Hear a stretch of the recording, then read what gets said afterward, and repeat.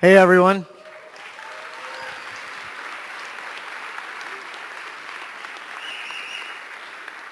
Thank you all. Thanks everyone for coming to IndieBio Demo Day Class 8 on this lovely afternoon. I'm super thrilled to have you all. And today, just before we start, I want to talk to you about three things. The first is a question. What do Blackstone and the rapper Pitbull have in common?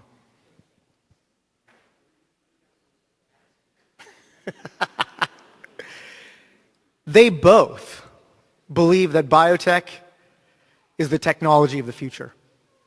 So the man on the left, I was in a meeting with Tony James. He's the COO of Blackstone. And we were talking about how do you invest in areas that are large enough to move $500 billion under management. How do you create those kinds of returns? And unknown to me at the time, this was last summer, they were in the middle of putting together a $25 billion fund in order to put more money to work in the area of biotechnology. And since then, many announcements have come out, and they are now implementing that strategy. Pitbull, who is a rapper from Cuba, if people don't know who Pitbull is. What is it, 500,000 plays on Spotify for a number of his songs. He was on CNBC and talked about how biotechnology is something that everyone is going to understand and invest in because it's the only technology that could solve big problems. I was super thrilled when I saw that. That was a few months ago because biotech is now moving into popular culture. It's not staying on the fringes anymore. It's no longer those people doing cancer drugs or esoteric things in the corner. No, it's affecting everyone's lives in new ways. The second thing is about independent biology and destiny. So what do I mean by independent biology? I named IndieBio because it stands for independent biology, a path for amazing scientists to be able to go and build world-changing companies and to create a new path for themselves. And myself, Alex, June, Poe, the whole team flies around the world every year giving talks and classes on how to build biotech companies. And afterwards, I'm always amazed by the number of scientists that come and mob us to talk about the ideas they have around huge world problems and how they want to solve it. And more than the equity that they're trying to keep by going in a more low-cost way of doing things, it's the destiny and shaping their future that they care about, and the ability to translate their technologies in a way that matters to them. And third, the number 105 and futures. So we funded now 105 companies since IndieBio started, which is a remarkable number. We've also created 105 different possible futures. And that's a really amazing thing to me when I think about all of the companies you're going to see today, all 11, and all the companies in our portfolio prior are all trying to do something so large that if any one of them succeeds, it will create a new future.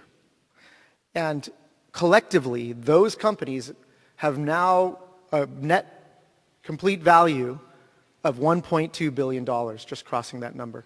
So they're creating real value in the world.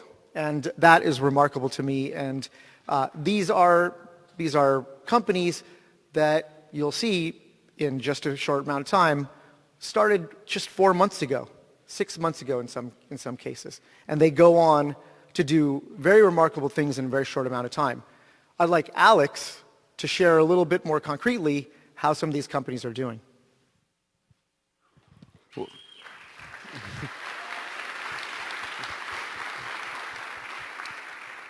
So I want to take a few minutes to talk about our alumni. And one of the big reasons is the companies you'll see here are 4 months old, and watching the alumni and their course and their speed gives a really good idea of what you can expect from these companies in the coming years. So first off, with some of our more product-focused companies, I want to mention in the last 3 months, we've actually had our first 2 Series B companies raise. The first one is from our very first batch. They're called Clara Foods. And they raised from Ingredion and are now using that money to scale and actually bring an entire portfolio of proteins to the market, both for industrial and soon-to-be consumer uses. And the other company that raised a B is called Notco.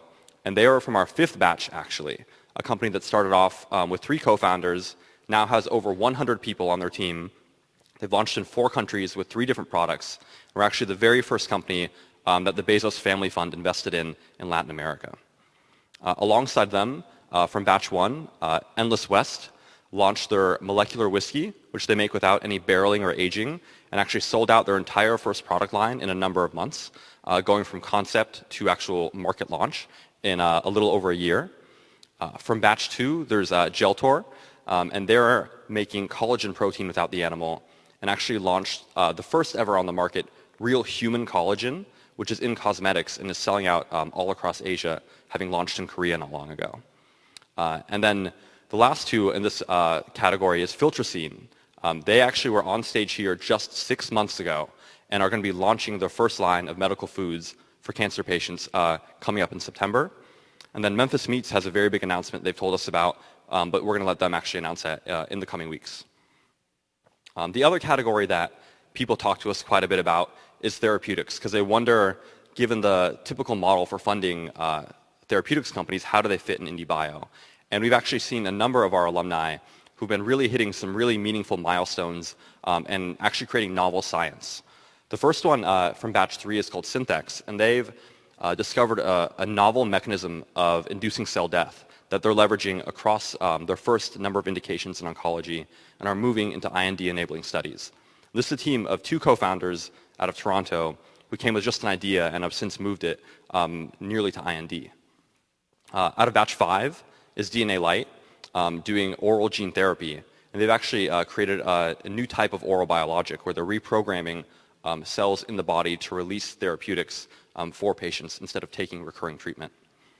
The other 2, OneSkin, a team out of batch 3 and our very first longevity company, has been working with a novel compound to reverse skin aging and have shown in humans actually that they can decrease wrinkle count and increase skin score, which is a typical standard in the industry. And lastly, another company that was here just half a year ago is called Serenity, and they're working on unlocking redosable gene therapy. And in their second mouse study, they showed they can actually induce tolerance to AAV and allow companies to redose. So they're now partnering with a number of companies, including public ones as well. And lastly, in a few other categories where teams have hit really big milestones, we have a company called BeeFlow out of batch 6 that just completed a number of field studies with Driscoll's, one of the largest berry producers in the world. And they've shown they can increase crop yields and fruit quality while also preventing population decline in bees. Prellis, a local team out of UCSF, showed in one of their partnerships they can actually print functioning microvasculature, which is a huge milestone in being able to print functioning human organs, which is really turning technology into biology.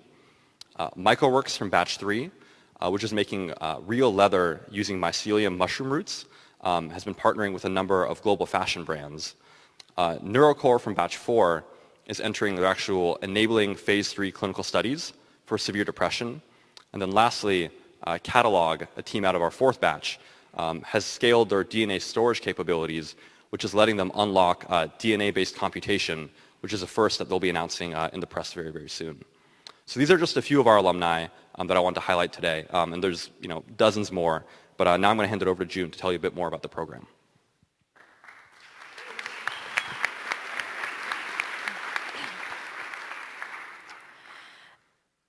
The companies you're going to hear from today have all achieved significant scientific milestones in just 4 months, showing once again that the productization of science can happen very rapidly with focus, hard work, and a hustle for problem solving.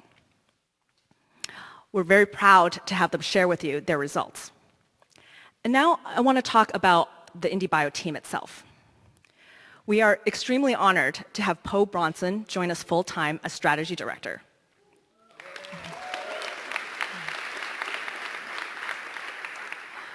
Poe is a 7-time New York Times bestselling author and has consulted and written about innovation since 1995.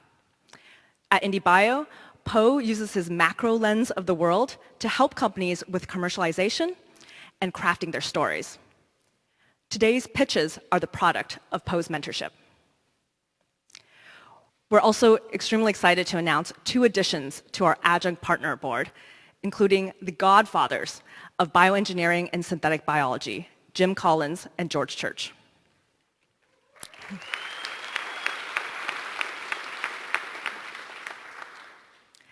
And lastly, our team has been traveling around the world championing entrepreneurship for planetary and human health, such as at conferences as World Economic Forum, DLD, Hello Tomorrow, and X Prize, and universities as Harvard, MIT, Tulane, UCSB. Now I'd like to hand over the mic to Maya, our communications director, to talk about our community building efforts.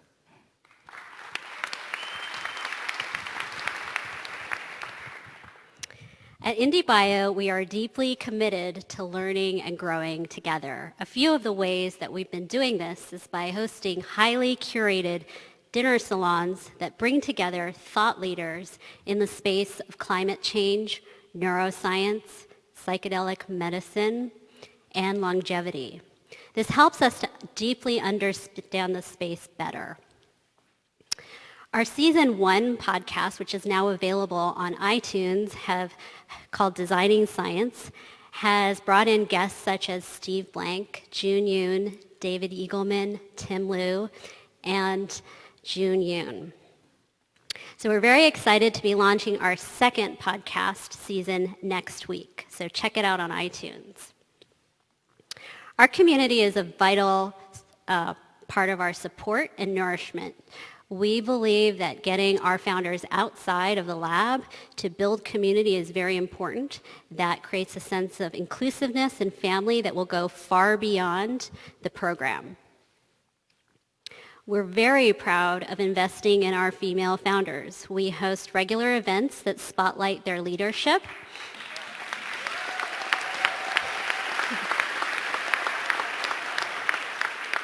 We take the time to dive deeper into topics and create an environment that will foster change, real change for us all.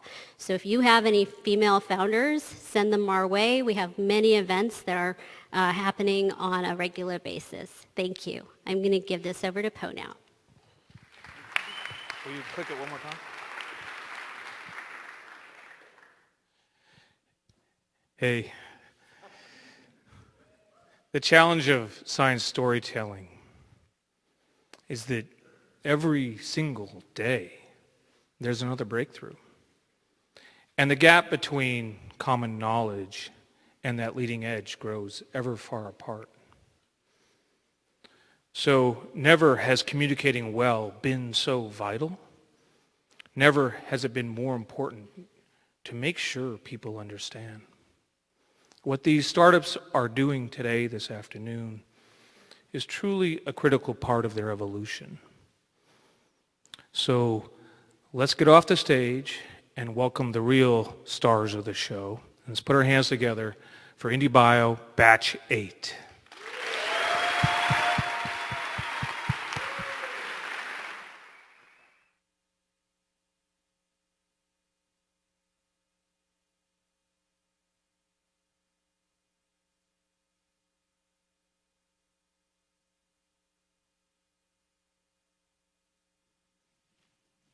Hey everyone, my name's Matt, co-founder and CEO of New Culture, and we're making cow cheese without the cow.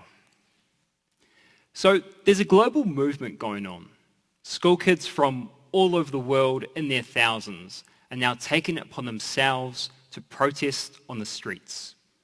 They're demanding action on climate change because it's their future and they're fighting for it.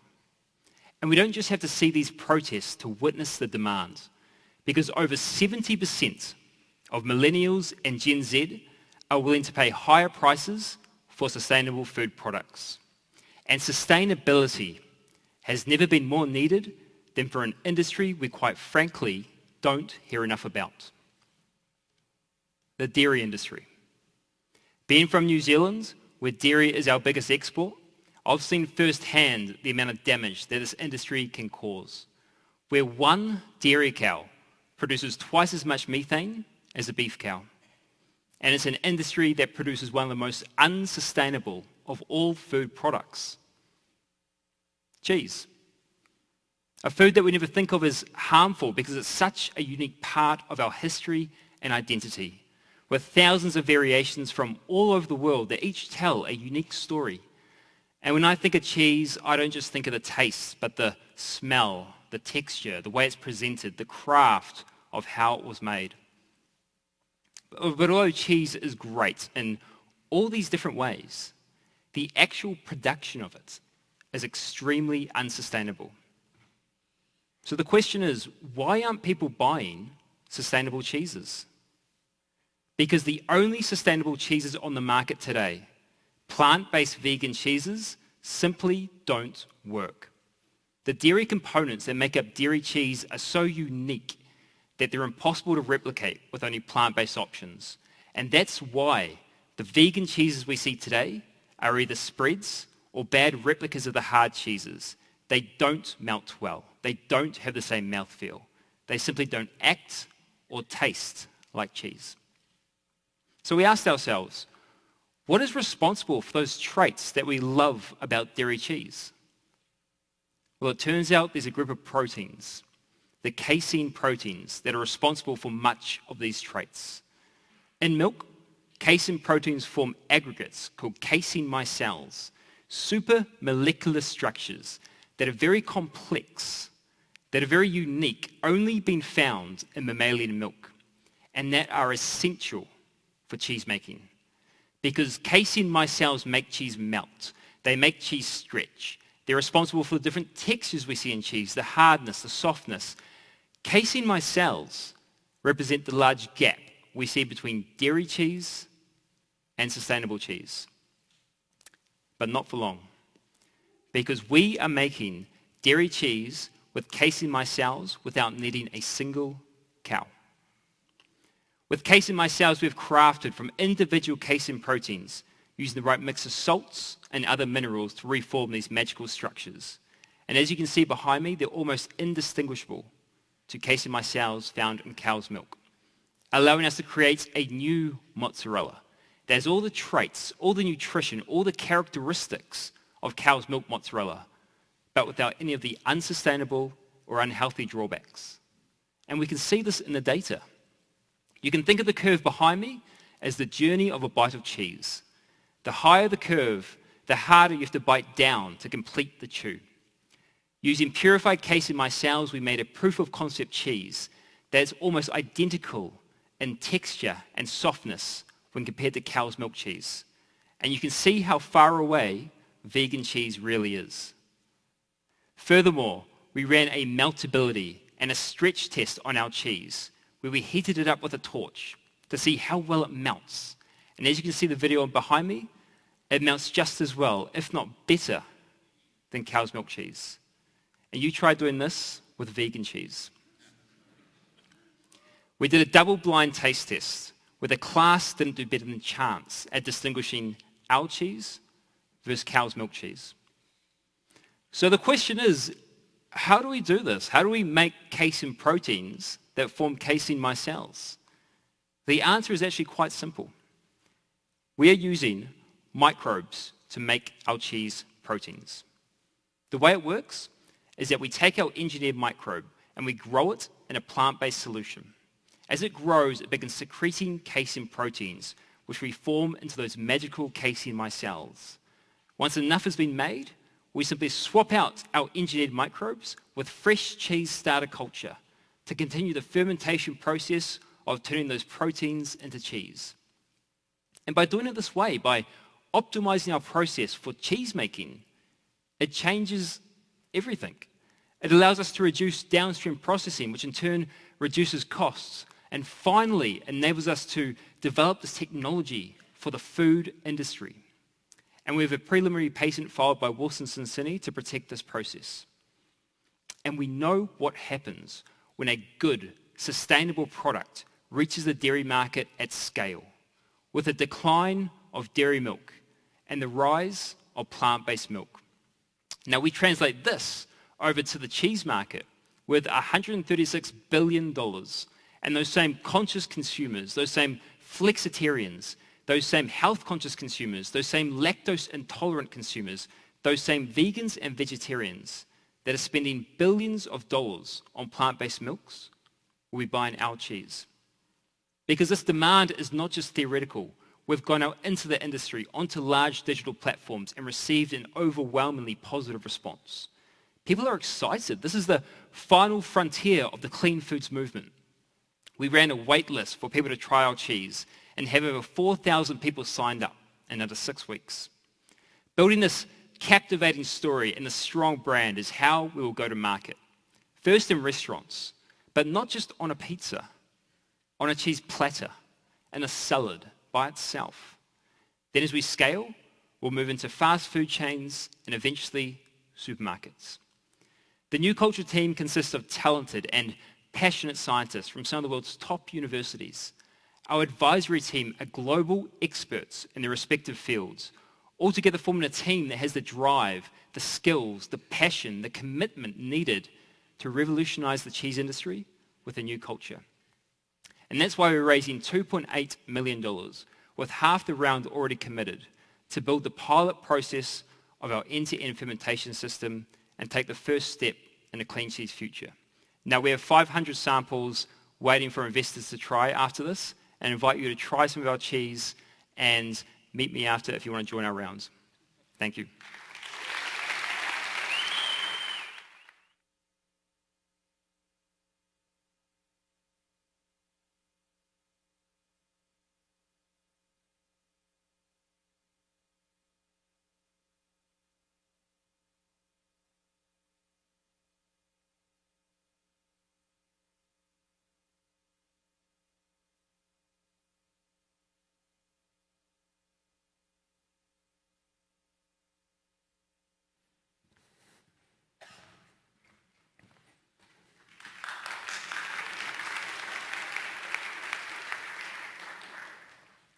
Hi, everyone. My name is Marcel. I'm a co-founder of Gavilan Biodesign. Every drug company attempting to treat cancer or infectious diseases faces the same problem: maintaining a durable response from their drugs. Even great drugs that work perfectly at first tend to fail months later due to the emergence of drug resistance. At Gavilan, we're solving this problem. Making a great drug really comes down to modeling interatomic interactions correctly. And you may think that it looks something like this, but there's no such thing as standing still in biology. In a living cell, proteins are constantly vibrating and moving in an ensemble of conformations and shapes.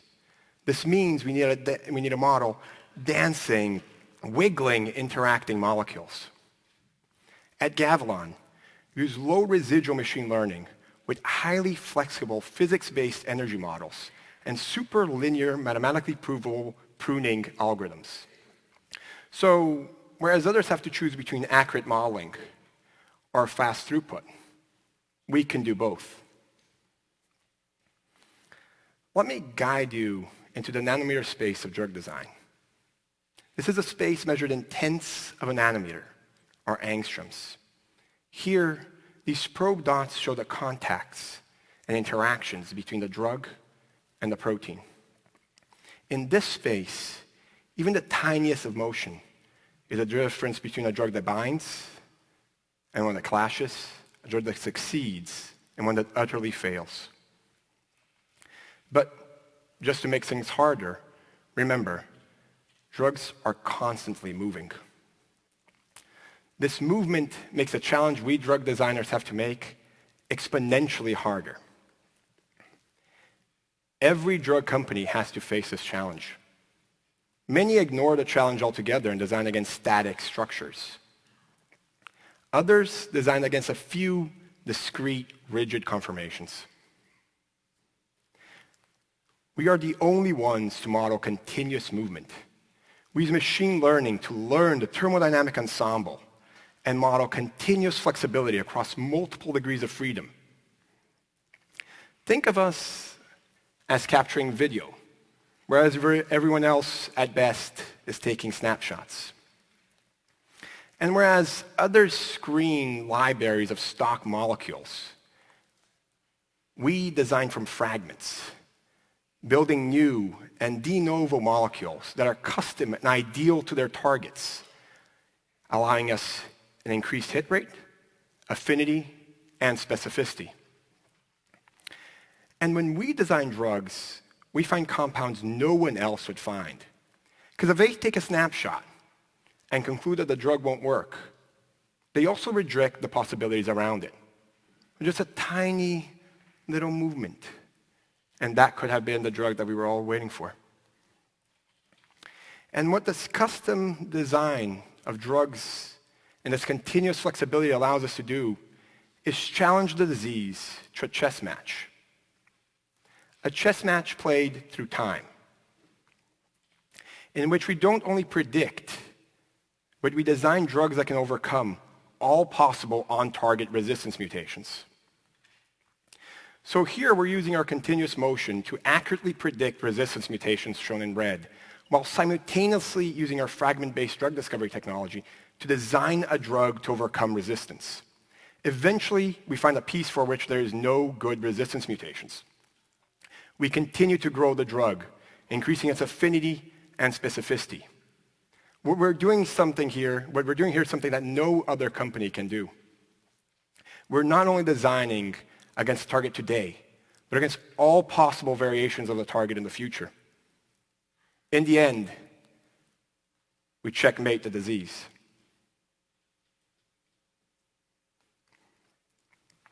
While at Duke, we have a long list of successful projects that validate our team, our designs, and our technology. From allosteric inhibitors in leukemia to protein-protein interaction inhibitors for cystic fibrosis. Moreover, our unique ability to predict resistance has been shown in 17 cancer drugs, multiple antibiotics, both retrospectively and prospectively. Let me show you one example. Working with Vaccine Research Center in Maryland, we wanted to redesign an antibody against HIV. They had a good starting point. It was an antibody that was able to neutralize roughly 68% of a panel of 179 clinically relevant HIV viruses. The designed antibody was not only 5 times more potent, but it was able to neutralize nearly 90% of that panel. And remember, HIV is the master in developing drug resistance. That antibody is currently in 9 clinical trials. We formed Gavilan in December last year. It takes a few weeks for us to design a drug and a little bit over 3 months to start getting experimental validation. We design drugs with partners and internally. With partners, we get their compounds, do in silico optimization, they do experimental validation, and we get milestones and revenue share. Internally, Gavilan is developing its own pipeline. And what we're doing is we're using our unique ability to design custom and ideal molecules to go after targets that no one else can hit, the so-called undruggable proteins, like KRAS. In this model, we pay for the experiments up to pre-IND, at which point we partner to commercialize and market the asset. In a short amount of time since we joined IndyBio, we have found partners to co-develop 3 different molecules, the first of which we have delivered already. We have up to 8 figures in receivables from these projects, and I'm happy to announce that just today, we have started a preliminary study with one of the world's top 10 pharma companies.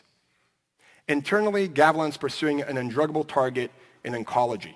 We already have initial hits against that target and extensive interest from investors on a potential spin-out. The founding team of Gavilan Biodesign has worked together for at least 6 years. Our skill sets range from applied mathematics through structural biophysics to computer science. Bruce Donald, whose lab we all come from, is a James B. Duke Professor of Computer Science at Duke, one of the most important shared positions you can have at Duke. And we have brought in industry talent, Tim Gallagher brings in over 15 years of business development in the pharma space. And last, but definitely not least, we're happy to announce that Nancy Miller-Rich has decided to join us. Nancy was part of the executive committee at Merck. She led their global strategy and business development, including the commercialization of Keytruda, as well as leading their digital transformation. Our board of advisors is made of truly renowned scientists. These are some of the top scientists in the world, with Jane and Daniela both being MacArthur Genius Fellowships Award winners, as well as members of the National Academy of Medicine, Science, and Engineering, respectively. Cynthia is the world's leader in interpretable ML, whereas Wei Tao is one of the top-cited scientists in the world for his work on accurate quantum simulations. Bruce Teeter is one of the only other scientists to have developed methods to design resistance-resilient drugs, and one of the world's leaders in accurate computational protein and drug design. We are raising $3 million, of which about a third has already been committed. Our inability to design durable responses and to target undruggable proteins has limited our therapeutic efficacy today. At Gavilan, we're going to change that. We're going to avenge those that we loved and lost against these terrible diseases, and we're going to work hard to save the lives of patients today. Join us. Thank you.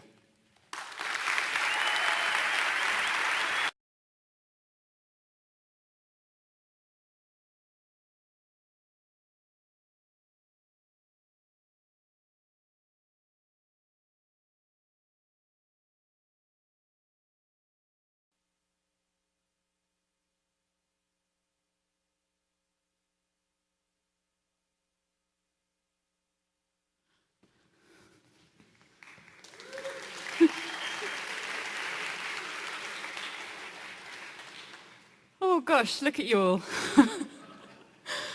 Hello, my name's Siv Watkins. I'm the CEO of Leaven Biomix. We use microbes to cure diseases on plants, specifically cannabis.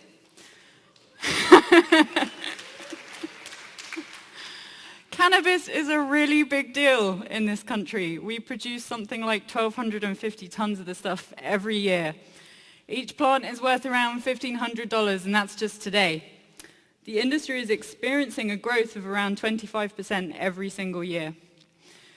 250 tons of that, however, can't be used or sold as high-grade product and has to be rendered down to a kind of cannabis sludge beforehand. That represents a retail value of around $2.5 billion every single year that's lost to the industry. Why? Because of public enemy number one. This guy. This is powdery mildew. It's a fungal disease, and that 250 tons represents the 20% of every single harvest that is infected with this white stuff. The white stuff is an organism that sticks to the plant, produces these tiny structures called haustoria that poke into the plant cells and suck out the guts of the cell. It damages the plant.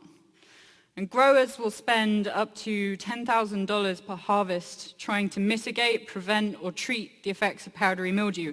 And they will use biological pesticides, they will use chemical pesticides, they will use UV lamps. And what all of these methods have in common is that they're completely generic. None of them are tailored specifically for cannabis. So they're ineffective, and they can damage the plant too. Most importantly, because every single grower in this country is trying to treat the same disease with the same limited range of methods, we're seeing the development of very resistant strains. Powdery mildew is really hard to treat, and it's getting much, much harder. So if cannabis was growing on the side of a mountain in China somewhere 100 years ago, it would be much better at defending itself against diseases and pests like powdery mildew. In the wild, plants recruit microbes to help them fight disease. But cannabis isn't wild anymore. And today, it's grown like this, high density, and the plants themselves are so overbred to select for characteristics like high THC, The trade-off is that they just can't defend themselves as well as they used to be able to. What Leaven Biomix has done is mimic the natural process whereby plants recruit microbes to fight diseases for them. We've isolated an extensive catalogue of microbial organisms that will fight disease from cannabis biomes specifically.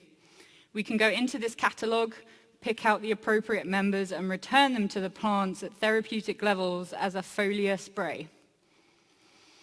We can tailor this, right? We can tailor this to different parts of the country. We can tailor it to different types of grow, indoor, outdoor, greenhouse, hydroponic.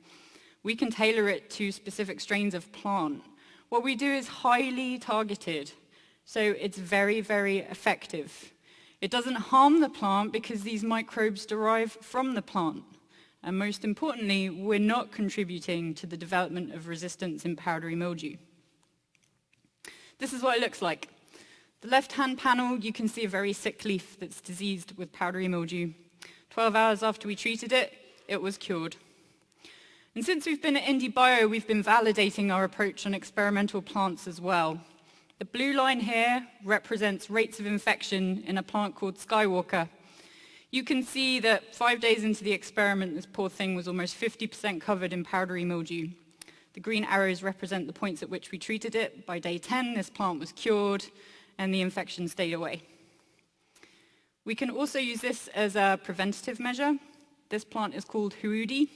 On day 7, it was treated with one of our formulations. The following day, we challenged it with a very aggressive strain of powdery mildew. And we kept challenging it every day. An infection did not develop, and this plant retained its value for the rest of its life. We've also been performing larger-scale agricultural trials. These data come from a grower in New Mexico who donated 40 plants of Jabberwocky. Jabberwocky is a really popular plant, but it's very hard to grow and extremely susceptible to powdery mildew. Here you can see between days 1 and 23 that these plants were very infected, to the point at which the grower was considering throwing them out. But they didn't throw them out, we treated them instead. And within a few days we had infection levels under control. By day 40, these plants were completely cured. So the yellow line here represents the point at which these plants would have to be sludged before they could be sold. The red line represents a total loss. Plants would be unusable. You can see that our treatment brought levels of infection below both of these lines very quickly. And the grower was so impressed by the knockdown capacity of what we were doing and how quickly it worked, they went from being a collaborator to a customer. Because at its most infected but still usable, this plant is worth $300 per pound. And once we cured it, it was worth $1,200 per pound.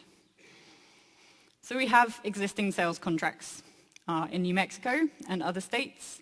We have technical partnerships with industry leaders across the country, and this is how we're bringing it to growers. It's a subscription model. So a program in which we deal with cannabis pests at a cost of $10 per plant per month. In our home in New Mexico, that represents a market opportunity of $20,000 a month, just in New Mexico. And our margin is 96% at the moment. We want to have 100,000 plants under management by the end of next year. So to do this, we need to expand outside of New Mexico much farther. California, the Emerald Triangle, the East Coast. If we can do this, we estimate that we will be turning a profit by May of next year. We are developing a portfolio of IP based on the many numbers of microbes we've isolated that can do this work for us. We have filed a provisional patent working with Ingensity and Matrix Law, and clearly this approach can be applied to crops of all different types. So there is a potential here to capitalize on the general need for safe and effective alternatives to pesticides. I've been an environmental microbiologist for around 16 years. My partner Jeff has been in sales for 7 years and in the cannabis industry for 2. Our other co-founders and advisors have a range of expertise from business development, cannabis growing, sales in the cannabis industry. So an investment of $3 million is the difference between us staying in New Mexico and us reaching every single cannabis and hemp grower in the US. and beyond. If you would like to join our round, please come and chat afterwards. Thank you.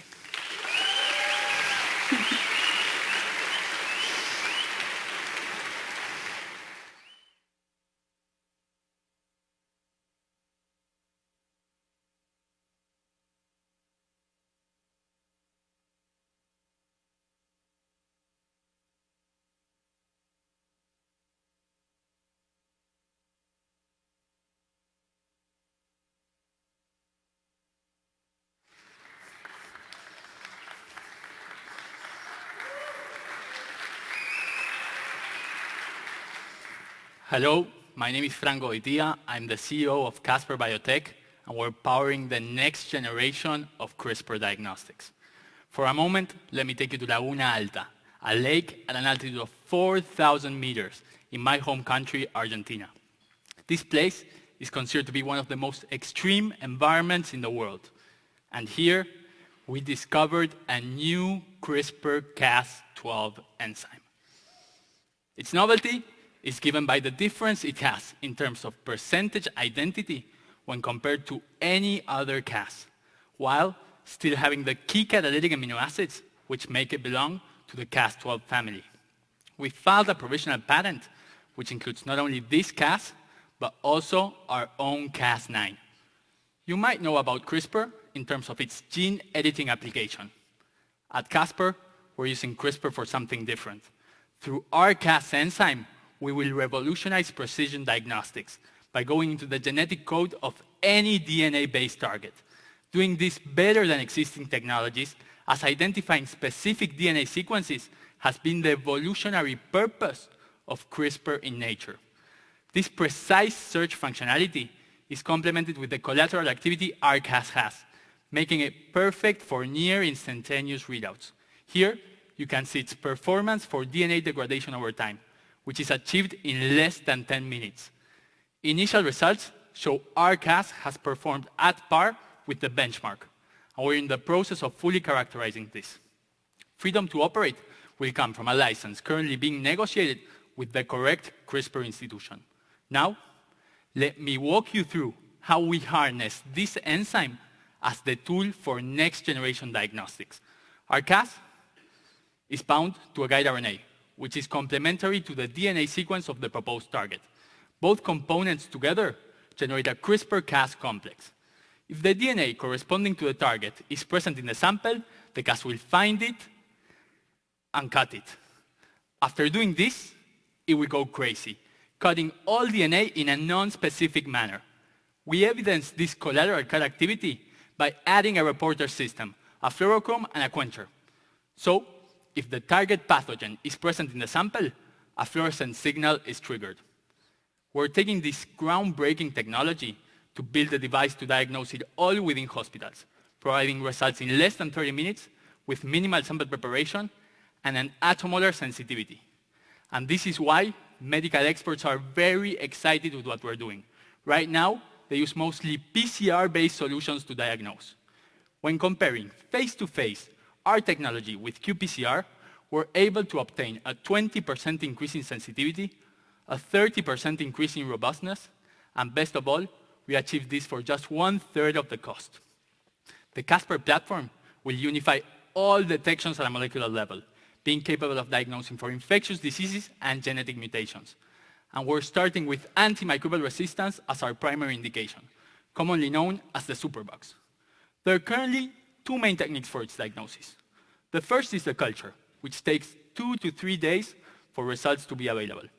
Other options include automated systems, but these require a culture enrichment, making the process last more than 24 hours in total.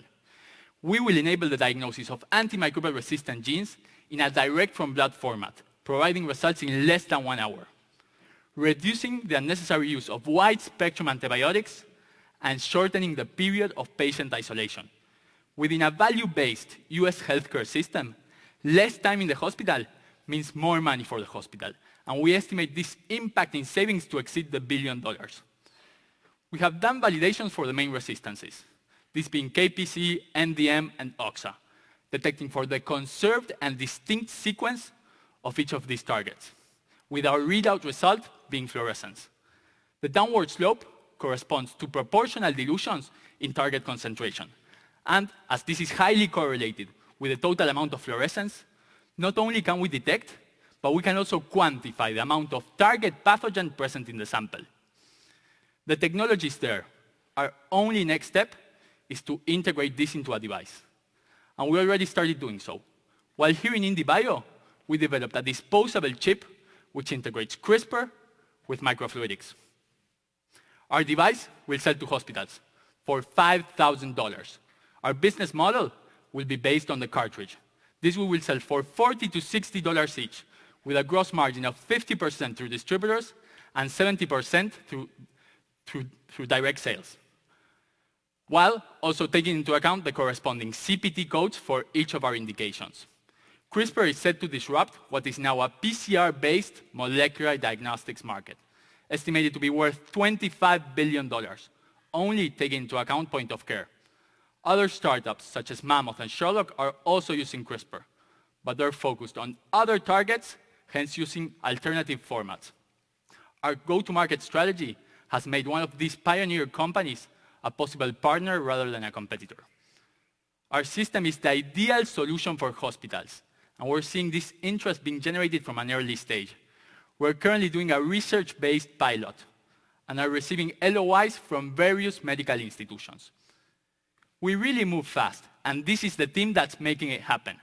Federico and Carla are PhDs in CRISPR system, with a combined experience of more than 10 years with this technology. I am a second-time founder, with my previous experience being a successful startup acquisition. The rest of the team is made up by people dedicated to other core areas, such as bioinformatics, microbiology, and synthetic biology. Our advisors are experts in infectious diseases, diagnostics, engineering, and FDA regulatory pathway. We're currently raising a seed round to advance in the development of our device and our cartridge technology, to then seek approval as a 510K with a prior clinical validation. Our seed round for $3 million is now open. Join us in the adventure of transforming molecular diagnostics while generating one of the industry's most exciting CRISPR-Cas IP portfolios. Thank you.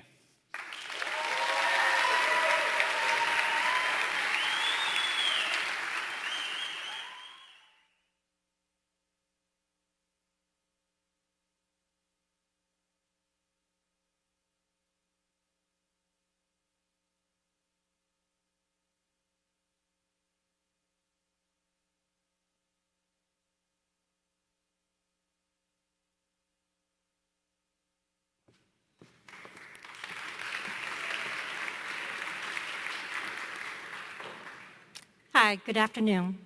My name is Helen Chen. I'm the CEO and co-founder of Guided Clarity. We create medical food for functional aging. At some point in all of our lives, there is a rude moment of awakening to the fact that we cannot eat the same thing as we were younger without gaining weight. Our metabolism simply slows down. Then there's a slow rise of chronic inflammation that's making more aches and pain in the body, slower recovery from a fall or from a flu. When the two opposing trends come to a critical junction, that's when aging becomes problematic. At Guided Clarity, our mission is to close this gap. We do this by studying a tiny cellular structure that's responsible for metabolism and inflammation. The mitochondria, the powerhouse, the battery of each cell. We don't just have 1 or 2 mitochondria per cell. We have thousands of mitochondria in each cell to provide energy for us 24/7. However, as we get older, some of our mitochondria become leaky, less efficient, and we become sluggish. Worse yet, some of these mitochondria become leaky and spilling out all this toxic material, damaging DNA, causing aging and health decline. There's a natural process within our body called mitophagy that can declutter these dysfunctional mitochondria. However, as we get older, when we need it the most, this process also slows down. Medical research has shown that if we can enhance this decluttering process, we can function better, move better, and live longer. At Guided Clarity, we have found a molecule that does just that. This molecule is made naturally in our body by our gut by two components of mother's milk. When a baby drinks mother's milk, this milk protein is broken down in the stomach into bits called peptides. Then it can wrap around as a milk mineral and go into the cells and start the mitochondrial decluttering process. But the tricky part is you cannot get the same effects from drinking cow's milk. Because this protein is most abundant protein in mother's milk, but very small amount in cow's milk. It took our team of biologists and dairy experts more than 5 years to identify it, purify it, and concentrate it. We have IP protection on both the manufacturing process and the compound structure. When we put this compound onto cells, within a few hours, we see 4 gene expression change significantly. 2 mitophagy genes are increased to start the decluttering process. Simultaneously, the cell death signals are suppressed to protect the cells. After decluttering the mitochondria, the leaky ones especially, we see an increase in the energy output, 20% more energy per cell on average as measured by ATP, the cellular energy output. That's how this molecule can improve metabolism.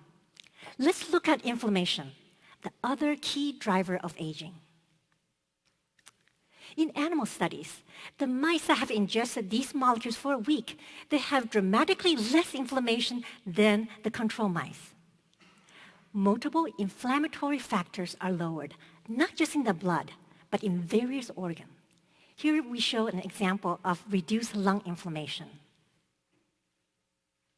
And we know it is safe in humans because we've conducted a clinical safety study in 73 healthy young volunteers at Baylor University showing no clinical side effects and trends of improved insulin sensitivity, lowering of inflammation, and better movement. And now we're ready to take this product to people over age 65 who will benefit from this the most.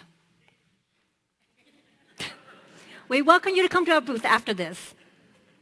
In the meantime, we've designed and built a mini factory that's producing at small scale. And in 6 months, we'll be ready to transition to a pilot plant. And all these benefits are being packaged into a medical food to boost mitochondrial health for the aging population. Our first product, MitoNova, will be available online direct to consumer and also in select clinics. The retail price will be under $80 with 5x margin for us. And we have a great team that can execute this. My co-founder, Olaf Mosted, is from Nestle, especially in the manufacturing and marketing of food innovation.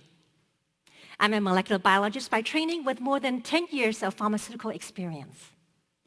Our clinical collaborators are really excited to test these medical food. They are experts in the field of healthy aging. And importantly, we have Mr. Peter Hutt as a regulatory advisor. He's a former FDA chief counsel who wrote the regulation on medical food. Our regulatory path is simple. MitoNova is made from ingredients of milk. We can declare GRAS status, generally recognized as safe. The health and wellness market is very noisy. To rise above that, we'll conduct 2 clinical studies to enable health claims on our product label. Critically, it will allow us to sell through clinics to nutritionists who are all eager to help their patients but need the clinical data to do so. I want to give you a glimpse of what's in the future for us. We're engaging Mount Sinai to test MitoNova on joint health, which affects 1/3 of adults, preventing active lifestyle. We're engaging Texas A&M Institute of Aging to test how our compound can improve lung health, the 4th largest leading cause of death. By moving the needle in these health parameters, we'll be able to make a major impact in functional aging. We're raising $3 million of funding to conduct these studies, to build out our team, our brand, our production line, so we can be launch ready in 18 months. We already have $1 million of commitment. I'd like to have you join us in this round, and together we can be at the forefront of food and medicine. Thank you.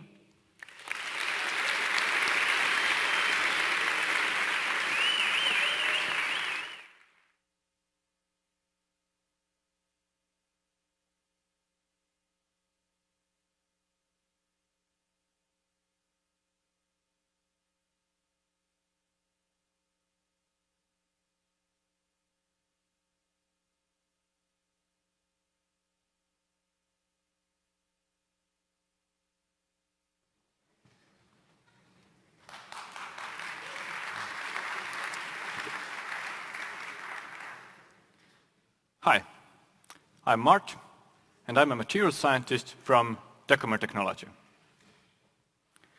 We live in a glorious era of convenience. Convenience makes people's lives easier, simple, and pleasurable.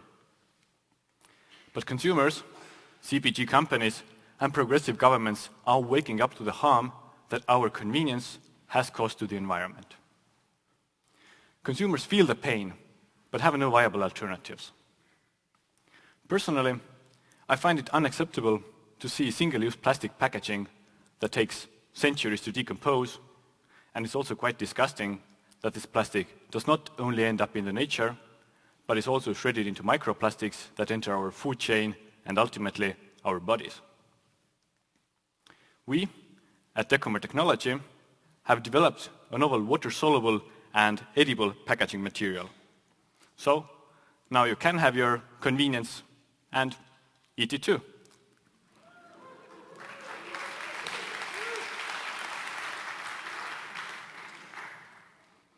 As it's completely edible and plant-based, then it also degrades, like food does. No need to worry about eating plastic. These ingredients are FDA approved, hypoallergenic, and acceptable to sensitive customer segments. Our standard material is transparent, tasteless, and odorless, but we can add flavors, colors, and labeling if needed. Importantly, our material is water-soluble. Now, there are already some water-soluble materials out there, but they're made from petroleum, animal-based ingredients, or unscalable plant-based feedstock, which makes them unsustainable or expensive to produce. On the other hand, we use a plant-based blend of mostly polysaccharides that on a large scale are cheap and readily available. Solubility is an important feature for us, given the broad range of applications. So, in the 3 last months, here at IndieBio, we have worked hard to be able to tune its dissolution speed according to application, as well as change its mechanical properties from rigid to flexible and stretchable. Depending on the application, we can also tune it to dissolve in hot water, cold water, or both.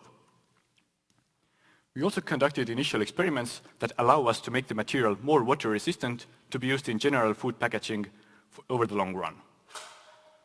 But let's see some prototypes that demonstrate this concept of tunability. Here you can see our flavoring package for, say, noodles or ramen that has been designed to dissolve in warm water. As it's completely edible, then you can take the package, put it into warm water, wait a second, and it melts. But if the customer decides to tear the package open in a conventional way, then it's also okay and does not produce any plastic waste. This was a test of dissolution speed. To add to function performance, we successfully prototyped our material to withstand most enzymes found in common detergents. This allows us to target the most widespread water-soluble film material on the market, which is polyvinyl alcohol. It is a petroleum-based polymer that is used for example, water-soluble detergent and dishwashing pods. We can offer a 100% plant-based alternative to that.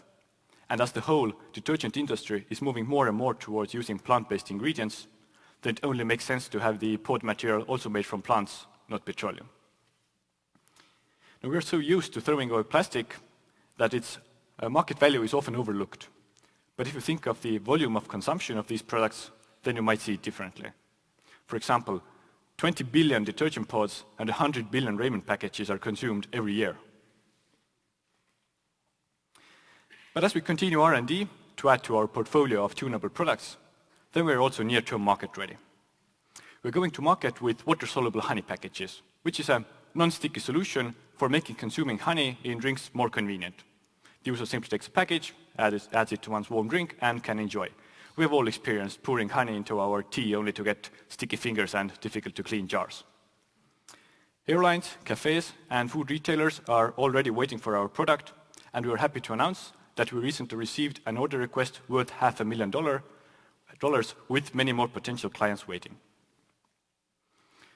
Given this high interest, even marginal market penetration allows us to target a $70 million annual revenue in our primary target markets with special interest from Asia.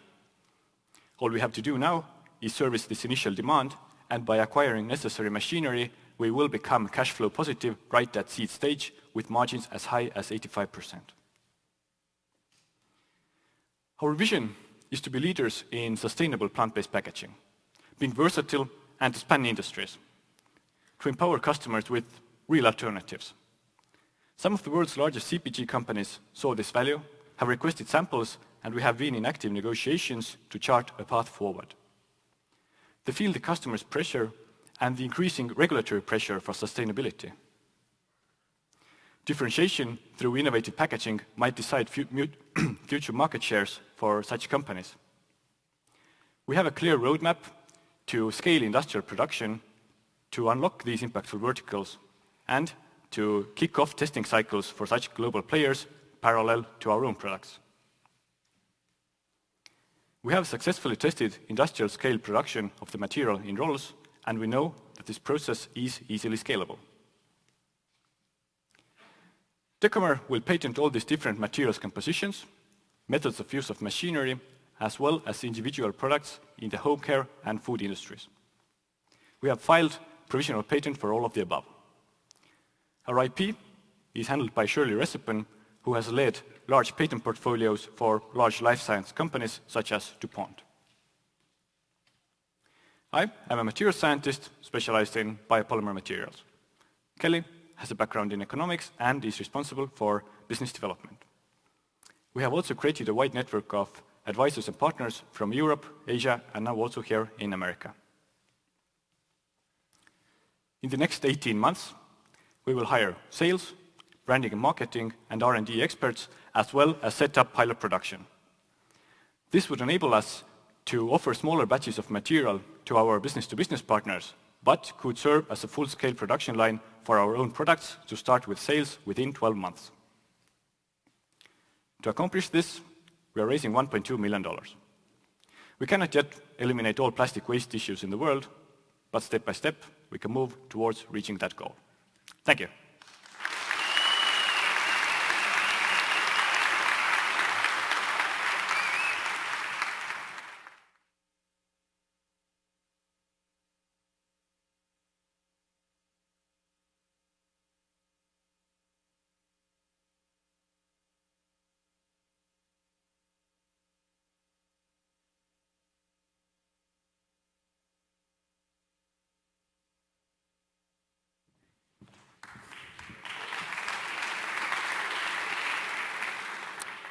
Good afternoon.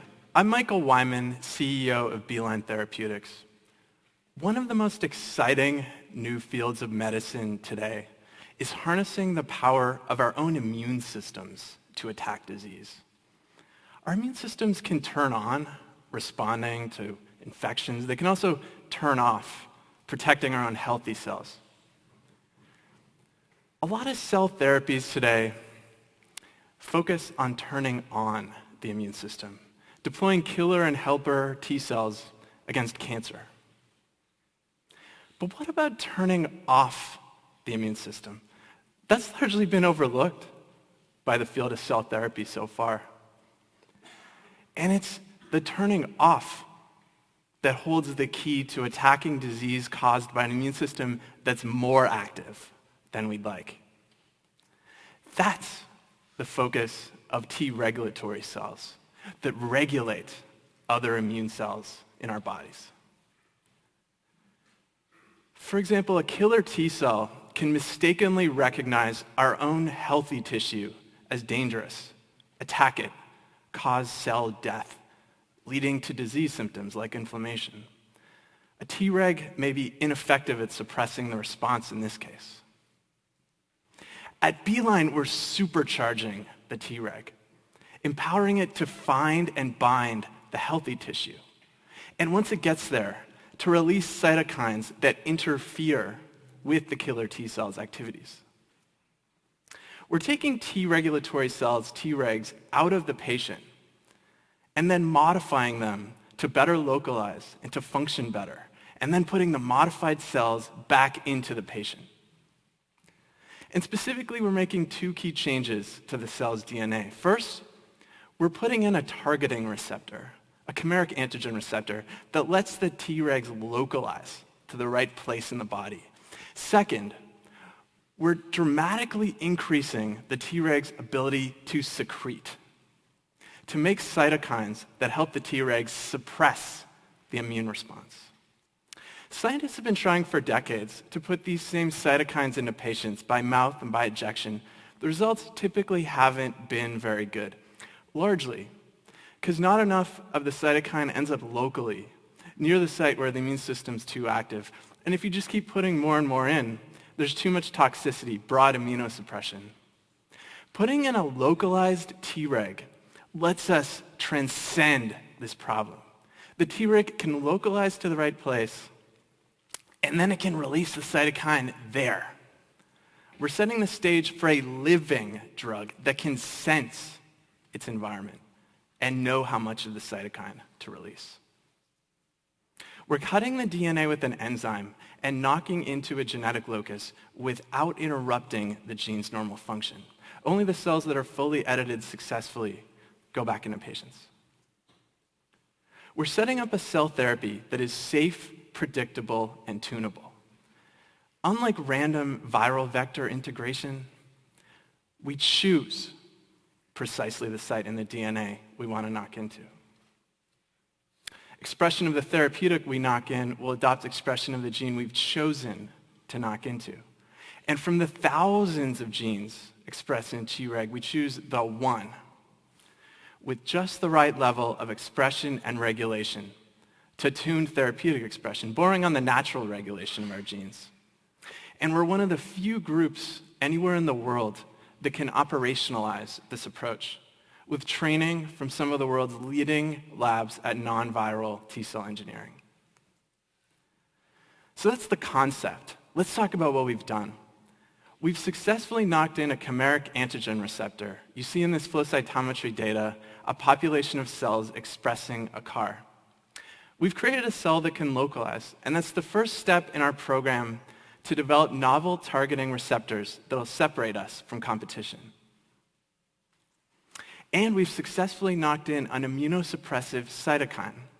Here in this flow cytometry data, you see the population of cells expressing the key immunosuppressive cytokine IL-10. We've not only expressed it, but secreted it, which is what you see in the histogram on the right. And to the best of our knowledge, we are the first therapeutics company to publicly announce that we've knocked in, overexpressed, and secreted this key therapeutic protein out of a Treg. So that's the technology that we'll combine to fuel our platform. Let's talk about how we'll apply it. There are a host of indications we can address. Transplantation is the perfect first target. Here, our immune system can cause us to reject the transplanted organ that's been put into us. And the role of Tregs in inducing tolerance is well characterized. And transplantation is a massive market that can transform patients' lives. There are more than 21,000 kidney transplants in the United States every year. That number could actually double with better solutions. Today, we use non-specific drugs that suppress the patient's immune system to prevent rejection. But those same drugs suscept the patient to infections and even cancer. One of the two leading drugs is designated a Group 1 carcinogen by the World Health Organization. And those drugs don't even work well for all classes of transplants.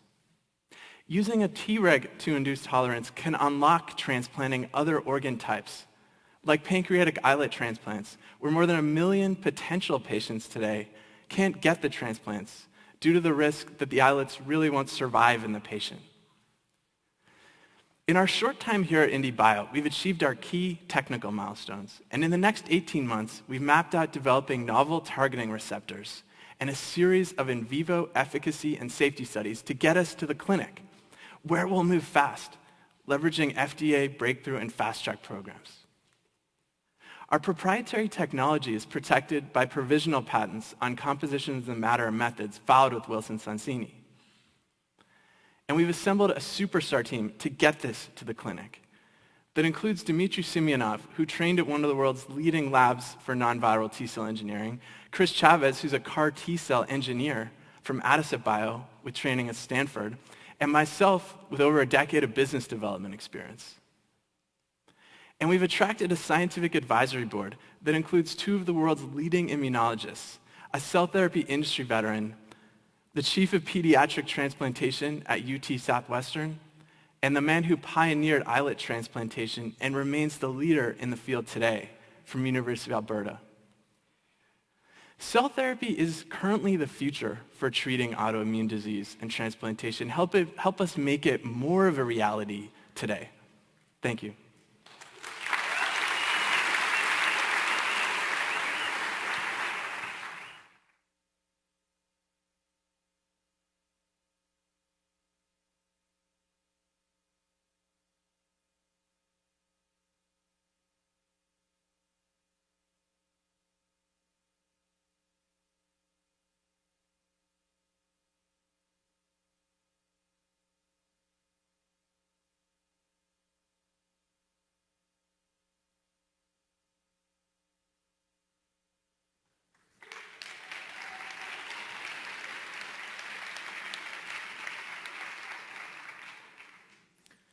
Good afternoon. My name is Paul. I'm CEO and co-founder of Blue Planet Ecosystems, and we turn sunlight into seafood. At IndieBio, we built a scale prototype of the machine that makes this happen. Let me show you how LARA, or land-based automated recirculating aquaculture, works. In the top, which is exposed to sunlight, our primary energy source, we grow algae in these tubular structures. We feed this algae to zooplankton. The species that you see here is called Daphnia, which is in turn the natural food for fish like this bluegill and for shrimp. Now, by recirculating the wastewater back to the top, we in essence create a completely natural ecosystem.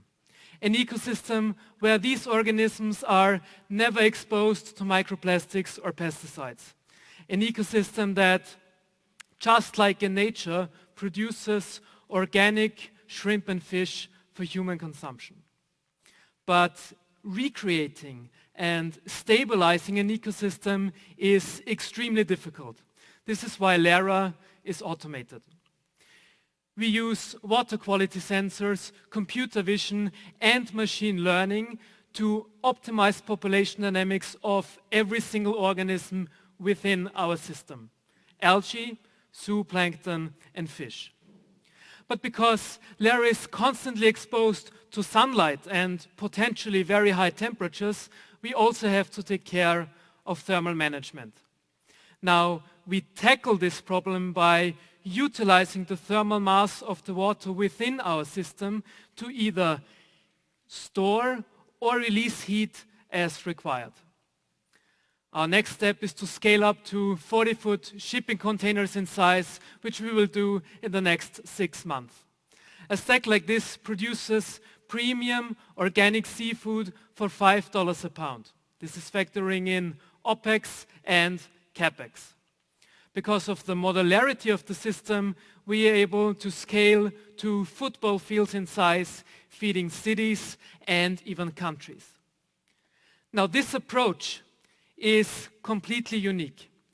We, in essence, decouple the production of animal protein from the ocean and from agriculture itself. We don't need fish meal. We don't need soybeans. We don't need rain, and we don't care about heat waves. We are able to produce premium, organic, and sustainable seafood close to the consumer, on demand, on any piece of land. We have a business model where we sell these stacks at a 15% margin on a sales price of $50,000. In addition, we charge recurring managing fees of $2,500 of every pound of seafood produced.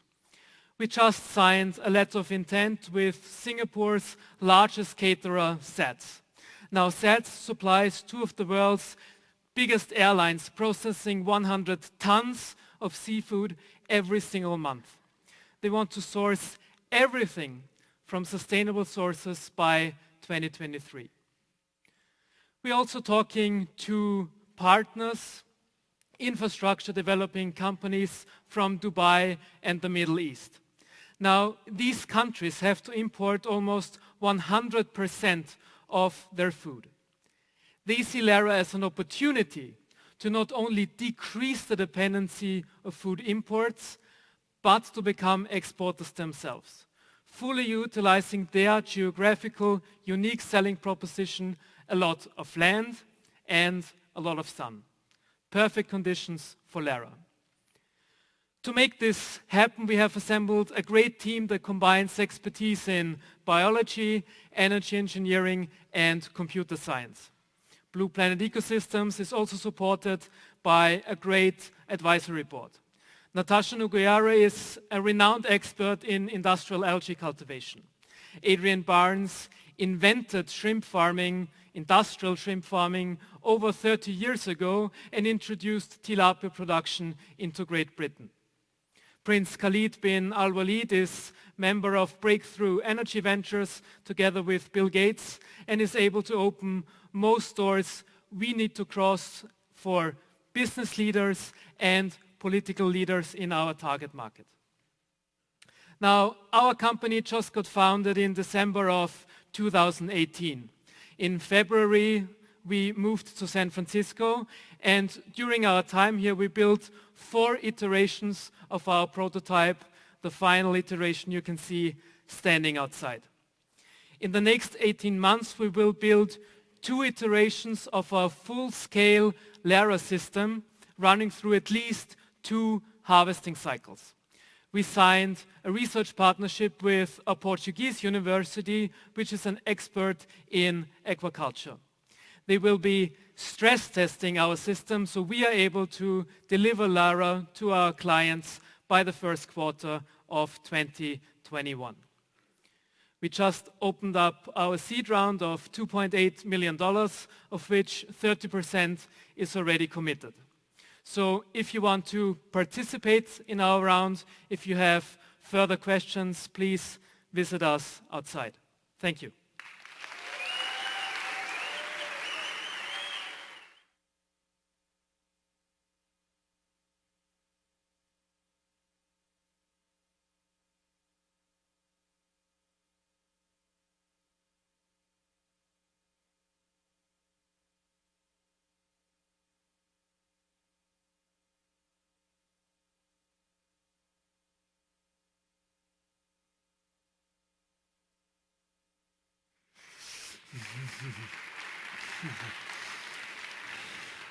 All right. Hey, everyone. My name is Alex Lewis. I am co-founder and CEO of Electroactive Technologies, where we are working to power cities with waste.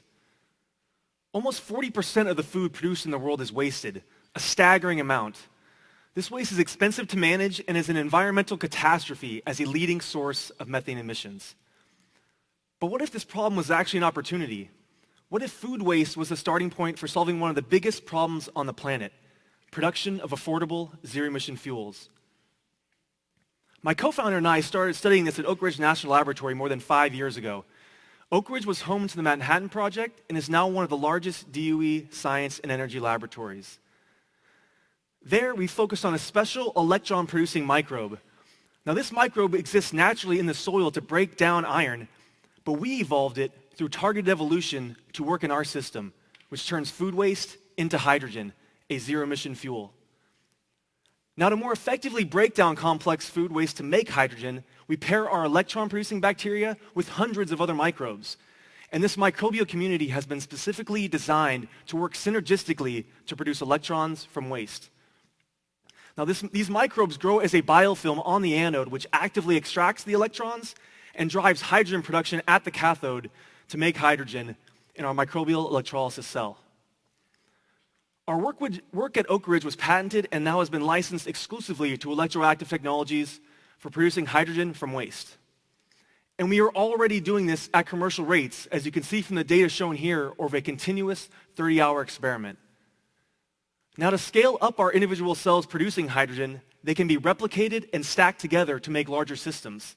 What you see on the left here is our prototype at IndieBio, which is a stack of 4 cells with a 30-fold increase in size compared to what we were doing at Oak Ridge. Now, out in the field, our shipping container-sized unit will be a much larger stack, consisting of 30,000 to 60,000 cells.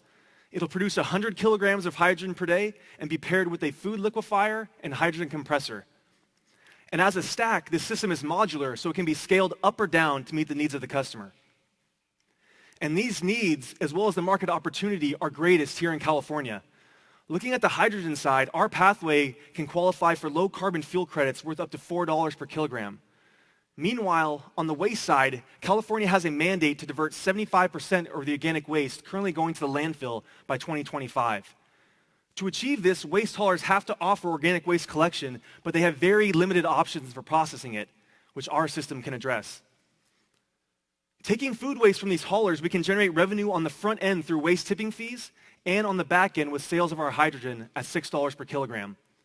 Collectively, we can realize a margin of 41 to 48%, and this was without factoring in the subsidy available here in California. Our conversations and traction with potential customers and partners on both sides of the market indicate our price points will make us very cost competitive. This traction has recently culminated into 2 major deals that we're really excited to announce. We have an LOI with a major waste logistics company and an MOU with a leading hydrogen supplier. Both these companies are national and can handle a lot of volume. So as we scale up to increase our volume, our costs come down rapidly. What's important to know here is we can rely on the established manufacturing of fuel cell stacks, as our system can be assembled in a very similar way, but with cheaper materials. And with that subsidy available here in California, we can enter the market here earlier and start fulfilling contracts within 2 years. As we continue to increase our volume and optimize our stack operation, we can expand outside of the state and to other countries by year 4. And the worldwide market has over 1 billion tons of food waste to process every year. The hydrogen we can make from this is worth $78 billion. The World Economic Forum recently came out with a statement that hydrogen is no longer the fuel of the future. It's already here. Major companies like Toyota, Shell, Walmart, and Amazon are investing heavily in both hydrogen and fuel cells. And a roadmap was recently laid out by the Hydrogen Council where hydrogen can contribute 18% of total global energy, worth $2.3 trillion by 2050. We're making a future where waste is no longer wasted, where people can feel proud to live in their cities and be reminded of it every time they ride the bus and fill up their car. The team we have to execute on this vision starts with myself and co-founder Bija Barole. I'm an expert in developing and controlling complex microbial communities and advanced this technology during my PhD, which led to the highest publicly reported productivities in these type of systems. Abhijit is the original inventor on the technology and brings 20 plus years of experience as a scientist at Oak Ridge. We have also begun forming an advisory board with technical, financial, and industry experience that can really drive the company forward. Pinakin Patel was the former R&D VP at Fuel Cell Energy, which has technology being used by Toyota. Jim Petrecki was the former VP of Business Development at Plug Power, a major fuel cell company here in the US, with their fuel cells being used by Amazon and Walmart. Finally, Lin Young's, our financial advisor, has held multiple executive level positions with successful exits in multiple startups. Over the coming months, we'll be progressing through our next set of milestones, generating additional long-term data with different food waste feedstocks with the help of the Innovation Crossroads program. We will also be moving on to pilot studies and forming partnerships with key industry players under the H2 Refuel program, sponsored by Toyota and Shell. From here, we will develop our downstream integration and manufacturing plan to begin generating revenue within 2 years. To accomplish this, we are raising a seed round of $1.9 million, of which we have already committed 66%. Please come find us to talk about joining our round, and I ask all of you to join our cause to power your city with waste. Thank you.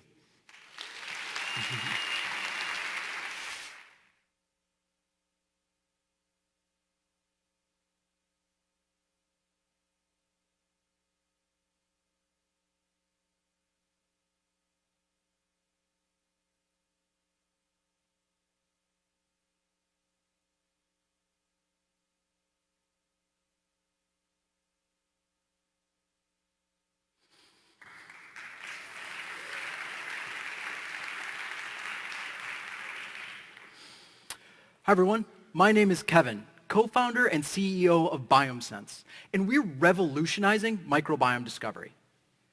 Your gut microbiome is the most powerful therapeutic ever discovered. It can fight cancer, elevate your mood, and even determine if life-saving drugs will work for you. Best of all, it can be changed, meaning we can control it for better health. That's why over the past 15 plus years, well over $3 billion has been invested in this space. However, something is missing, and even after all that time and money, we still barely understand it. Now, on the surface, this doesn't make any sense. But ask scientists in the space, like company co-founder Dr. Jack Gilbert, and the problem is obvious. It's data. The microbiome is incredibly complex and changes rapidly, meaning dense time series data, ideally daily, is required to truly understand it. The problem is the tools to get that data can't scale, and without it today, getting a full understanding of the microbiome is impossible. Let me visualize the problem. This is a graph of a patient microbiome over a 75-day period. Today, scientists rely on snapshots of the microbiome as represented by the 5 vertical slices. As you can see, this leaves huge gaps in the data where the scientist is essentially blind, which is a problem because this is what actually happened in that patient microbiome, where we see massive swings over the course of an 8-day illness. Now, from a treatment perspective, this event is critical because a change in health is tied to a change in the microbiome. And it was there the whole time. You just needed far more data to actually see it. The problem is getting this much data can cost up to $10,000 per patient per month, which is about the same per patient per month as a phase 3 oncology clinical trial. Until that changes, scientists will keep taking snapshots, and this critical data will remain invisible. And that's why BiomeSense is developing an integrated hardware, software, and database platform to massively scale microbiome data. Our enabling technology is a novel microfluidic biosensor that's installed in the patient home, becoming the first tool to continuously track the gut microbiome. We combine this with a time series analytics platform and longitudinal reference database to create the first full stack microbiome data solution, capable of generating daily microbiome data for only $300 per patient per month. For this to be possible, you need to take a wet lab, automate it, and then put it in the patient bathroom. So, during IndieBio, that's exactly what we did. Our MVP works by attaching to a patient's home toilet where it passively collects a small stool sample every time they use the bathroom. This is then sent to our proprietary microfluidic system developed over many months in collaboration with the University of Chicago that isolates and stores the microbial DNA for less than 10 cents per run. A few weeks ago, we processed our first human samples through the MVP and successfully sequenced them at a third-party lab. This is a critical milestone because it validates our system is removing major sample contaminants, which means our MVP is nearly ready for first use in the field. The impact of the data we can generate is so high that with just our MVP, we oversubscribed our pilot program within weeks. And the pilots we selected from Mayo Clinic, can the microbiome predict recurrence in post-surgical colon cancer patients? From UCSF, can the microbiome identify and or control incoming multiple sclerosis attacks? From the University of Chicago, how does the microbiome change efficacy of immunotherapies for triple-negative breast cancer patients? And from Harvard's Dana-Farber Cancer Institute, how does the microbiome influence the risk and progression of early-onset cancer patients? These are world-renowned institutions asking incredibly important clinical questions for which time series microbiome data has never before been explored, meaning what we find could permanently change the clinical approach to these conditions. Our pilots I showed you what we built, but this shows you what it can do. We generate revenue with the single per patient per month charge to the investigator of $300. This dramatically reduces the cost to the investigator, but because the average microbiome trial is nearly 240 patients, we generate an average of $72,000 in MRR per trial. There are over 1,000 of these trials active today, and because the microbiome is such a red-hot space, this is growing at 30% per year. And this is the first part of our model. The second is data. Starting with the pilots, we'll be generating research quality data with clear clinical relevance at an unprecedented scale. Within 2 years, we'll have the largest and most valuable microbiome database in the world, and the only one with dense time series data.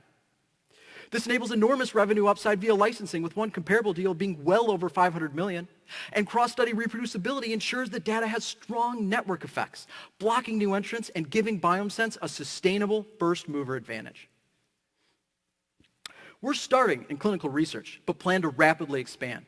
As we support the discovery of new microbiome-based biomarkers or therapeutics, the clear next step is to implement these clinically as part of the diagnostics market. And finally, our ultimate vision is to become a universal consumer product, being installed in everyone's homes and allowing all of us to track and understand our microbiomes for better health. Our team is ideal to execute. I bring over 7 years healthcare experience, including my last role as Chief Operating Officer of a pharmacogenomics startup. Dylan Nichols leads product. He's an experienced bioengineer who's brought both macro and micro scale medical devices to market. Just a few weeks ago, we hired Naveed, who helped develop our proprietary microfluidic system as an advisor, and was so excited by the opportunity that he decided to join the team full time to help us scale. Dr. Gilbert is a world-renowned microbiome expert and runs one of only 6 labs in the world that's developed robust tools for microbiome time series analytics. And finally, Dr. Tay is a microfluidics expert at the University of Chicago who provides both his expertise and the vast resources available through his lab. We have 2 provisional patents already filed around our solution and plan on aggressively expanding this as development continues.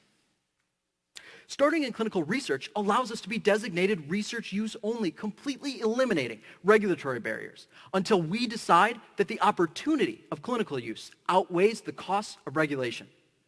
And with no regulatory barriers in the way, we could start generating our first revenue and data within 12 months. Today, we have the MVP and the customers. All we need now is engineering. And that's why I'm excited to announce that the Hardware Accelerator Hacks will be participating in our seed, offering their proven hardware development program to dramatically reduce our time and cost to pilot prototypes. With this complete, we will then execute the pilots, integrate our low-cost screening assay into the biosensor, then finalize the platform, at which point we'll be ready to rapidly scale. So today, we're looking for $1.5 million to fund our execution strategy. We have $500,000 already committed and are looking to close by the end of July. Thank you.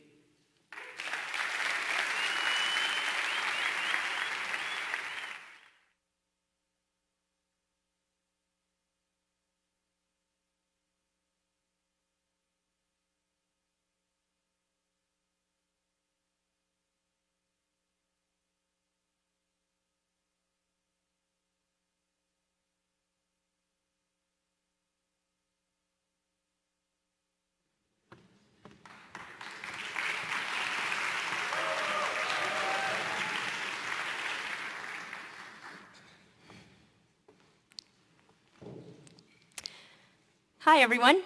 My name is Michelle Zhu.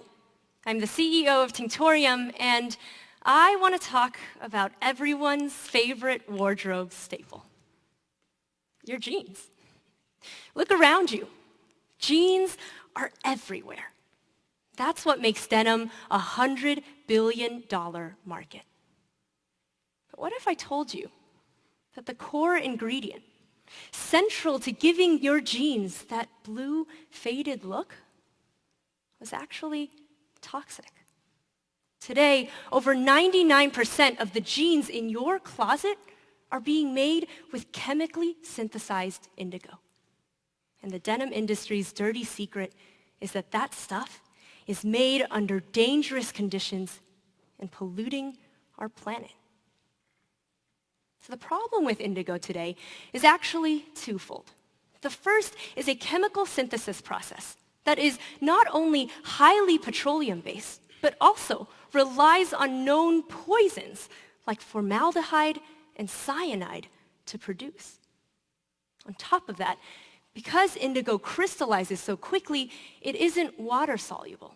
And so what that means is that to actually use it as a dye, you have to add equal parts of a water-polluting chemical reducing agent. Well, here at Tinctorium, we figured out a way to holistically resolve the indigo problem with a nature-inspired process. Our solution is making indigo with completely renewable sources, like sugar and microbes. We program and grow bacteria in order to secrete an indigo precursor.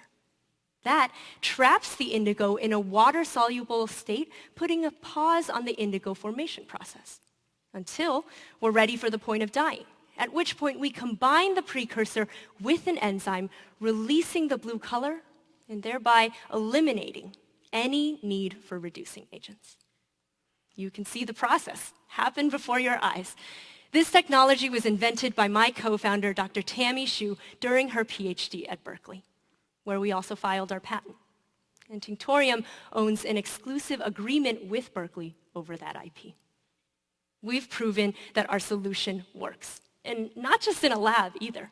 Over the last 4 months at IndieBio, we've been hard at work scaling up our technology from 10-liter to 300-liter fermentation sizes. And that gave us enough dye to run our solution through an actual industrial machine. And just a couple weeks ago, we made this.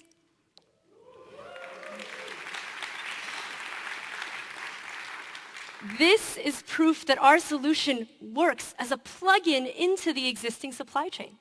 That means we can literally take these clean dyed threads, run it through a denim production line, and we would have a pair of the most sustainable jeans on the planet. See, today, consumers are taking a stand for sustainability in ways that we've never seen before. You've already watched the revolution take hold of the plant-based meats market. People are paying attention to how the food that they put in their body is made. And it's only a matter of time before they start directing their attention to how the clothes they put on their body every day are made as well. In fact, we have survey data to show this. We talked to over 700 consumers who, when educated about the toxic impacts of denim production, almost 80% told us they wanted to buy more sustainably dyed jeans. On top of that, we recruited a team of influencers with over 400,000 in following who, when they heard about what we were doing, volunteered to help spread our message. And that's going to be the critical first step in our go-to-market strategy, building brand and educating consumers.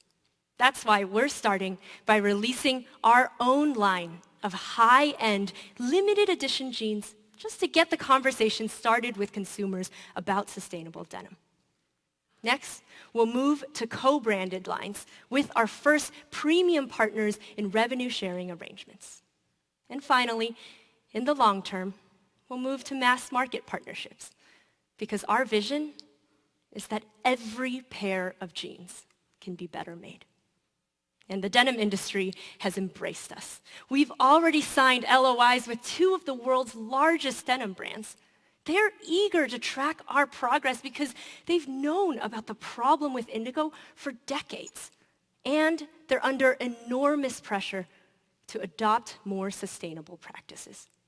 See, brands are growing attuned to the fact that in order to stay relevant, they have to wake up to the true cost of fashion. Like the true cost of indigo when you actually take into account the environmental harm. And here at Tinctorium, as we scale, we'll provide brands the opportunity to mitigate risk and grow brand equity for just the price of $1 more per pair of jeans. And as we do that, we're going to unlock untapped potential in the indigo market. By accounting for the true cost of indigo, we have the opportunity to grow the market and command a monopoly. And this is the perfect team to do this. Tammy brings over 10 years of experience in bioengineering. Drew Ross, our new downstream processing lead, brings over 7 years of industry experience. And I bring a background in business operations and marketing. But on top of that, it's personal for me because my family owned their own denim and apparel business. And I'm committed to reinventing the industry I grew up in. We're honored to be advised by a team of experts as well at the intersection of biotechnology and fashion. UC Berkeley bioengineering professor John Duber, CSO of Bolt Threads David Breslauer, and world-renowned denim designer Adriano Goldschmied, otherwise known as the godfather of denim.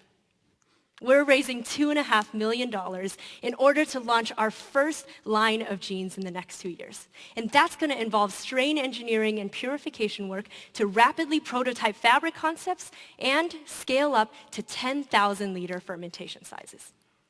So join us. We believe that saving the world is in our genes. Thank you.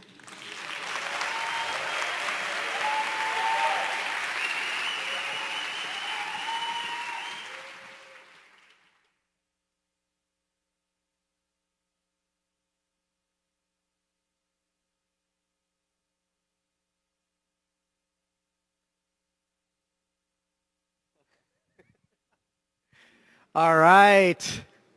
Let's give a huge round of applause for all those teams. Yeah. Come on out, Sean. And a huge round of applause for this team. They work tirelessly to help these companies do amazing work and share the results that they were able to share with you today. I'm just so proud and honored to work alongside these guys. It's really, I mean, it's a dream come true for me, and it makes my work just incredibly enjoyable, and I'm truly blessed and honored. Thank you all. A round of applause for you guys. Thank you so much for coming and sharing this moment with these teams. I think it's a testament to how far all these guys have come in just 4 months. You heard many of these guys have just been formed prior to the batch starting, and even 6 months ago. This is the fastest moving class we've ever had, and I think you see the results of that. And I want to do just one, bear with me for 1 second. I want to do something I've never done before, which is take a selfie with the team and the audience. So come, team, let's go. What? They're all embarrassed about it. Come on, let's do it. All right, come on. How do we do this? All right, turn around. All right, come, everyone in? Smile. Yeah. Smile. All right. All right, thanks, guys. All right. So first I'd like to introduce Sean O'Sullivan. If you don't know, if you haven't heard, which seems impossible, Sean O'Sullivan is the man behind SOSV and is the founder of SOSV, the managing director, which we're a part of. IndieBio is a accelerator, part of SOSV, the accelerator VC. So I'd like to hand the mic over to Sean to say a couple words, and then I'll finish up with a couple house cleaning bits, and we can go out and meet the teams. All right. Well, thank you, General Partner of SOSV, Arvind Gupta, as well as IndieBio. So, so I know your brains are about to explode, or they should be, because it has been mind-boggling what we've just seen. So I'm not going to keep you long. But I do want to sort of say how important it is. The reason why SOSV invests throughout the 150 companies we invest in every year. We're very, very proud of the companies that we invest in through our IndieBio brand. And it's because of the focus and the mission that we have on human and planetary health. If you care about this, we want you to spend some time with these companies, get to know them a little bit, and see if they could fit into your investment profile and your model. I know, like, we talk about how quickly we operate as a accelerator in that they only had, 4 or maybe 6 months at the most at the accelerator. But the story goes on a lot longer than that for all of these founders. For the last, decades, they've been working on being the best in their class at high school and acing their math and science tests and then going to university, getting their PhDs, getting into industry. This is a long backstory behind, an origin story behind each and every one of these teams. And we are just delighted that we could sort of lift them up on our shoulders for you to be able to see the very, very best life science startups in the world. Every time you come to IndieBio Demo Day, we're glad to curate this. But in order for this to be successful, we need you guys to go out there and see if you believe enough to write a check to support these companies on the rest of their journey. So thank you, and with no further ado, well, actually, what was I going to say? What came first, the chicken or the egg? And and today, I think, the question is, what came first, the jaw drop or the wow? I think you've just seen the wow with all of these 11 companies. It's been an astonishing and eye-opening and educational experience, I'm sure, for every one of us to learn from these great entrepreneurs that we found. And so if you know other great, unique minds that would benefit from the IndieBio platform and the SOSV investment, please have them apply. We're constantly looking for the world's best teams. Thanks so much. Arvind. Thanks, Sean.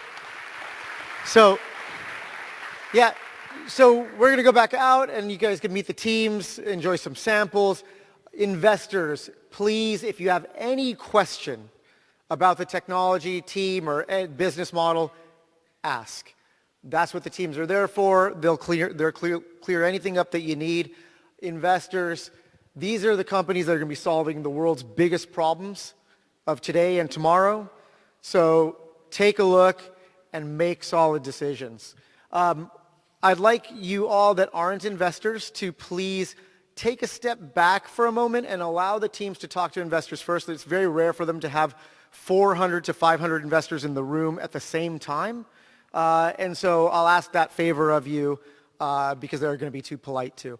And so, after about a half an hour, 45 minutes or so, step forward and allow them to have that space. So thank you again for attending IndieBio Demo Day number 8. I really look forward to seeing you at number 9. Have a great evening. Bye, everyone. Great job, guys.